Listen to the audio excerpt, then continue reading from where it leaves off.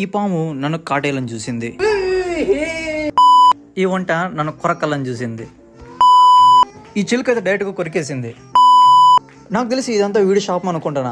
అసలు ఏమైందంటే 200 రూపాయలు ఉండే A to Z park ticket ని నేను 30 రూపాయలు అని చెప్పి తీసుకొచ్చా. ఇక్కడికి వచ్చాక 200 చెప్పేసరికి ఏం చేయాలో తెలియక మావాడే పే చేసాడు. ఇద్దరు కలిపి 400. పోనీ 200 రూపాయలకి ఏమైనా వర్తుండే అనిమల్స్ ఉన్నాయంటే అవి కూడా లేవు. చెప్పుకోవడానికి చిలకలు తప్ప ఆడ ఏమీ లేవు మామ.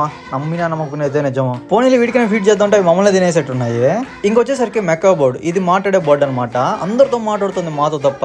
పోనీలే స్నేక్ అనేది మెడలో వేసుకుందాం అనుకుంటే దానికి సపరేట్ మళ్ళీ 100 కట్టాలంట మామ. ఇద్దరు కలిపి 200 కట్టేసాము. పోనీలో మెడలో వేసుకుంటే నెమ్మదిగా మెడపైకి వచ్చేసింది. దెబ్బకైతే భయం వేసింది నాకు.